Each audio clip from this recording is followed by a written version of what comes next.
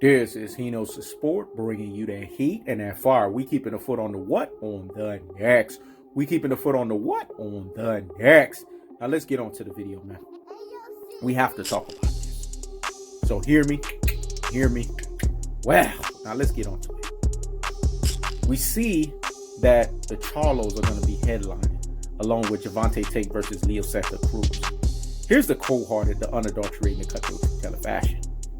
People were sitting here saying, well, Gervonta Tank Davis, he needs to fight one of the top guys in 135. He needs to fight a Teofimo Lopez, which Hino's Sport keeps bringing him down in his truest and his most properest levels as a super duper hype job. I don't know how he's a top 135 pounder, but it is what it is. That's neither here nor there. You guys will be proven wrong come October 3rd, and you will put respect on Hino's Sport's name when Vasily Lomachenko outboxes him via a boxing clinic.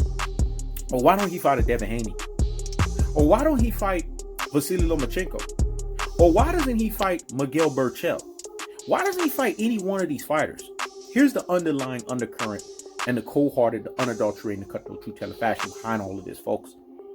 Gervonta Tank Davis is a lion at 135. Lions carve out their own path. I didn't see anybody getting on Vasily Lomachenko when he fought Toyota Corolla, i.e. Anthony Crolla. Let me say it again. I didn't see nobody getting on Vasily Lomachenko when he decided to fight Anthony Crolla, i.e. Toyota Corolla. I didn't see him getting on him when he fought Luke Campbell. When we look at it, is Luke Campbell any different than Gamboa? I'm just saying. Gamboa was actually a great intro fight for the likes of a Gervonta Tank Davis. Leo Santa Cruz is a old, basically festering beef that hasn't been settled. Leo Santa Cruz was the one that ran his mouth. So because he ran his rabbit-ass mouth, Gervonta Tank Davis has to settle it with his fists. Now he has to fight on Gervonta Tank Davis's turn. People say, well, Leo Santa Cruz, he's not technically a 135 pounder. That's not Gervonta Tank Davis's fault. When you are the A side, the B side has to fight on your terms. When Vasily Lomachenko fought Guillermo Rigondeaux, you see, keep that same energy, boxing community fan base. Keep that same energy. When Vasily Lomachenko fought Guillermo Rigondeaux, he told Guillermo Rigondeaux, you have to go up 2 weight classes. But why y'all holding Gervonta Tank Davis to a different standard and saying, well, he should meet Leo Santa Cruz at 130? He left 130. But here's the thing, and this is the thing that I don't get with you guys. Here's my problem, and I have to say this in cold-hearted, unadulterated, cutthroat truth-teller fashion. 135 is where Gervonta Tank Davis is at. He's the A-side equation, folks. So if he's the A-side equation and 135 is where it's at with him, then why are we sitting here deluding ourselves and saying that Gervonta Tank Davis is held to a different standard from the likes of Vasily Lomachenko? Vasily Lomachenko could have met Guillermo Rigondeaux at halfway. That would have been a more accurate fight because both guys would have been, one would have went down, one would have went up, right? Same thing you guys are asking for Leo Santa Cruz. So if Vasily Lomachenko gets the ability to have the right, using his A-class status or his A-side status, to say, Guillermo Rigondeaux, you need to go up 2 weight classes, then guess what? Gervonta Tank Davis has that right to tell Leo Santa Cruz, bring your butt up to 135. So I don't want to hear this. All I'm going to tell you guys is, stop the presses and pump the brakes on the nonsense. Go sit down somewhere and what? Higgity fucking hush. Now let's talk about Charlo versus the, you know what I'm saying, Jason Rosario fight. Here's the cold-hearted, the unadulterated, the cutthroat truth-teller fashion behind this. Mel is going to do what J-Rock couldn't do. It's that simple. See, I told you guys, J-Rock has an issue. And the older brother, Jamal Charlo, basically put the issue out there. The issue is that J-Rock gets reckless sometimes in fights. And in his abandonment of recklessness, he can sometimes do some things that is not conventional boxing wisdom. And it costs him. And that's what happened in the Jason Rosario fight. He got reckless. So because he got reckless, Jason Rosario was able to answer the bell.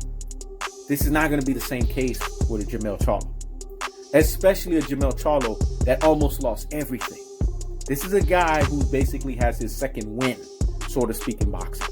A guy who is refocused, who has his chi, so to speak, right? Or Lions only chi.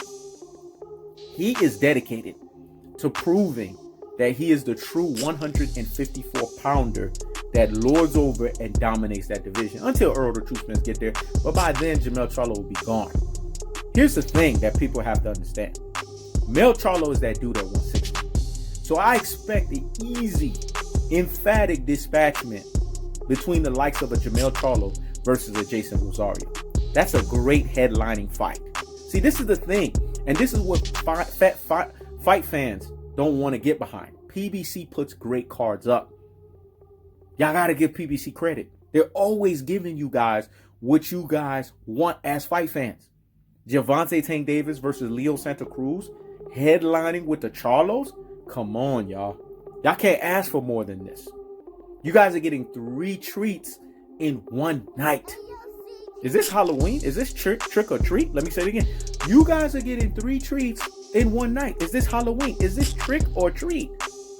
You guys have to give PBC credit. But they won't, because they look at PBC as a pro-black championship boxing, basically commission. That's how they look at it. To them, in their minds, although it's not a commission, that's how they see it in their brains.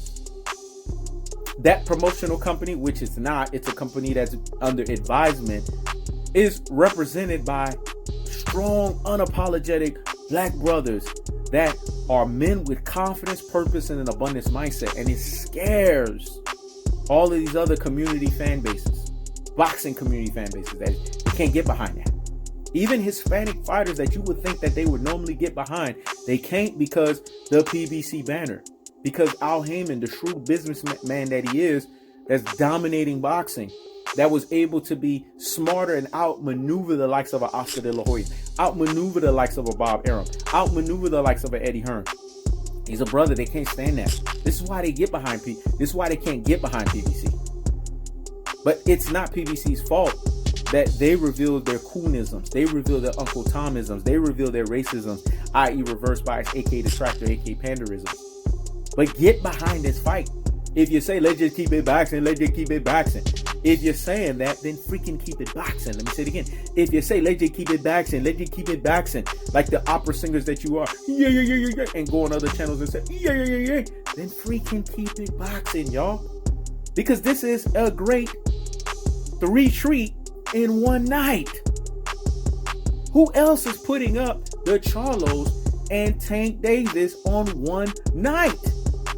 This is how these fights are going to go down. Maul's going to knock out whoever's in front of him.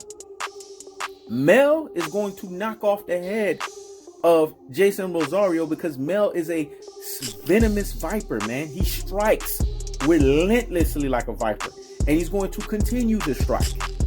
And then we have the caveat of Gervonta Tank Davis versus Leo Santa Cruz. Leo Santa Cruz is already showcasing brain trauma. He's already showcasing slurred speech. He's already showcasing punch drunkenness before 30.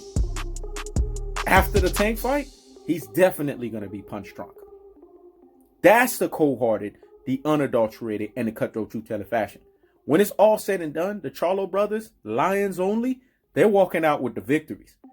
Gervonta Tank Davis is walking out with a quick KO of Leo Santa Cruz. These are great fights, folks. And if you're a fight fans that say, let it keep it boxing, let it keep it boxing, and keep it on this one archaic, one trick pony viewpoint of, let it keep it boxing, let it keep it boxing, then freaking keep it boxing and get behind this. And if you don't, then you've revealed yourself as a reverse bias, aka detractor, aka panderer. I keeps the foot on the what? On the next. I keeps the foot on the what? On the next. Now make sure you guys go to the link below, www.henosesport.com. Click the sign up button on the top right hand side, register to the website. Also, make sure you guys go to the shop page, check out the He Knows the Sport merch, copy your He Knows the Sports merch, the latest and the greatest. You will have that news out there for you guys, as well as the best merch that's on the freaking market. This is He Knows the Sport. Check it out.